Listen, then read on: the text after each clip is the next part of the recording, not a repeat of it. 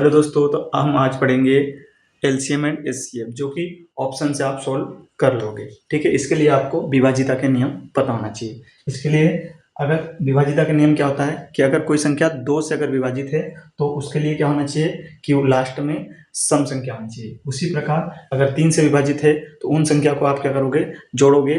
तो अगर सभी संख्याओं का जो योग होता है वो 3 से विभाजित होना चाहिए। इसी प्रकार 3 4 का अगर विभाजिता का नियम आपको निकालना है या विभाजिता देखना है तो वह लास्ट के 2 संख्या या 2 डिजिट 4 से विभाजित होना चाहिए। इसी प्रकार 5 से देखने के लिए क्या होता है, लास्ट में 0 या 5 होना चाहिए। इसी प्रकार अगर 6 को देखना है तो 6 को क्या करेंगे, आप इसको तोड़ सकते हो 2 और 3 में, तो वो 2 से विभाजित होना चाहिए और 3 से विभाजित होना चाहिए। इसी प्रकार 7 का भाग दे के देख लेना। उसी प्रकार 8 में क्या होता है, कोई संख्या लास्ट की 3 डिजिट 8 से विभाजित होनी चाहिए। इसी प्रकार 9 का, अगर 9 का देखना है तो क्या करेंगे, सभी संख्याओं का योग करेंगे और वो योगफल 9 से विभाजित होना चाहिए। इसी प्रकार आप 11 का देख सकते हो, तो 11 में क्या होता है, सम और विषम पोजीशन पे जो संख्या होती है उनको जोड़कर अगर उनको घटाया जाता है तो या तो वो 9 से वो विभाजित होना चाहिए या वो 0 होना चाहिए।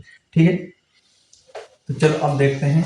तो क्या है, 8, 9, 12, 15, 20, 25 का एलसीएम कैसे ज्ञात करेंगे। तो क्या दिया है, 8 दिया है, 9 दिया है, 12 दिया है, 15 दिया है, 20 दिया है और 25 दिया है। तो क्या अपने को 8 का विभाजित का नियम पता है, 9 का पता है, अपने को 12 का नहीं है। तो 12 का नहीं है तो इसको तोड़ लेंगे। किसमें तोड़ेंगे, 3 इंटू 4 में, क्योंकि 3 और 4 का अपने को विभाजिता का नियम पता है। इसी प्रकार इसको तोड़ेंगे 5 इंटू 3 में। इसी प्रकार इसको तोड़ लेंगे 4 इंटू 5 में। इसी प्रकार 25 को तोड़ लेंगे 5 इंटू 5 में। ठीक है, तो अब आपको ऑप्शन ध्यान देना। ऑप्शन क्या है, 900, 1800, 3600 और 4500। ठीक है, तो सबसे पहले आप 8 का देखो 8 का देखने 8 में क्या होता है, लास्ट की 3 डिजिट जो होती है वो क्या होना चाहिए, वो 8 से विभाजित होना चाहिए। तो 8 लास्ट के 3 डिजिट, इसमें तो 3 ही है, तो इसको देखोगे तो क्या होगा, 8 का 8 फिर बचा, तो इसमें 8 का भाग नहीं जा रहा, तो मतलब ये ऑप्शन नहीं होगा।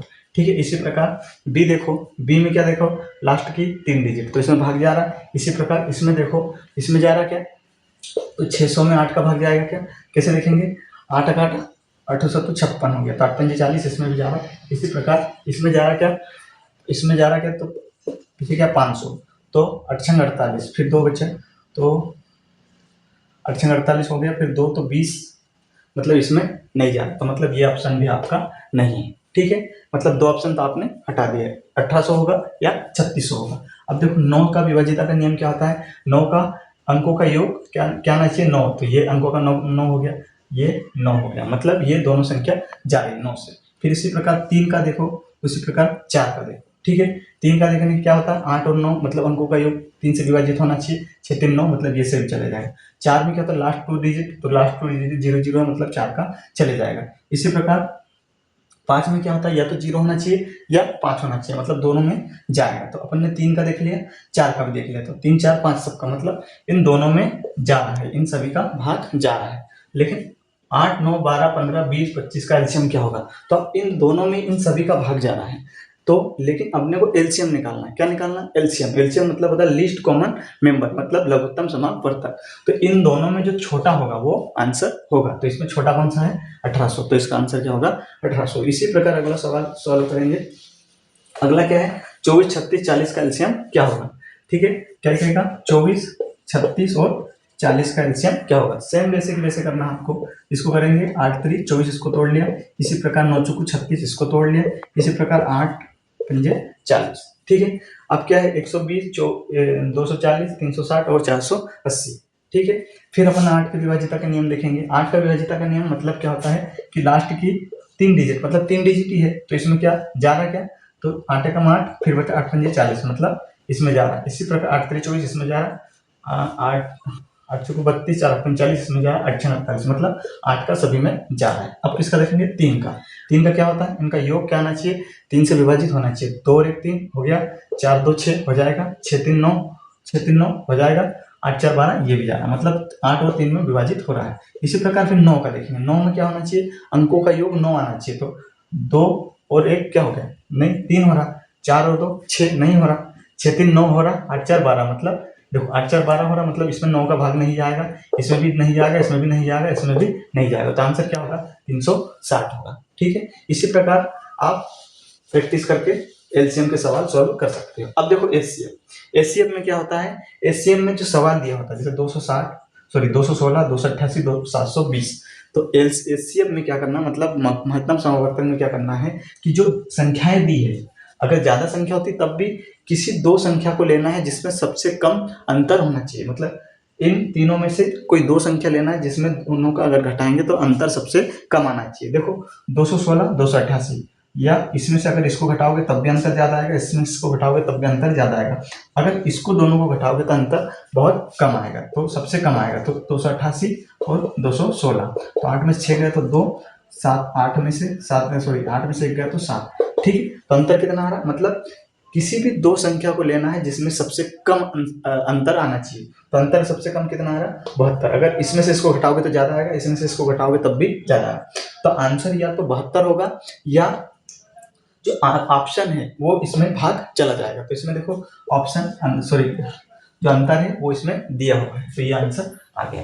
ठीक है। अगला सवाल देखो, अगला सवाल कैसे, वही क्या करना है कि इन संख्याओं में देखना है कि सबसे कम आंसर किसका, मतलब 126, 1365, 1974 का एचसीएफ निकालना है। तो इन तीनों में दो संख्या लेना है जिनमें अंतर सबसे कम होना चाहिए। अगर इसका देखोगे तो बहुत ज्यादा आएगा, इन दोनों में अगर देखोगे तो अंतर कम आएगा, इसी प्रकार इसका देखो तब भी ज्यादा आएगा, ठीक है। तो 1974 में 1365 का अगर घटाएंगे तो अंतर कितना आ रहा, 14, 14 में से 5 गए तो कितना हो गया, 9, 9 5 14, हाँ ठीक है, ये 0 आ गया, फिर मतलब 600 कितना आ रहा, 9 आ रहा, आंसर आपका अंतर कितना आ रहा, 609 आ रहा।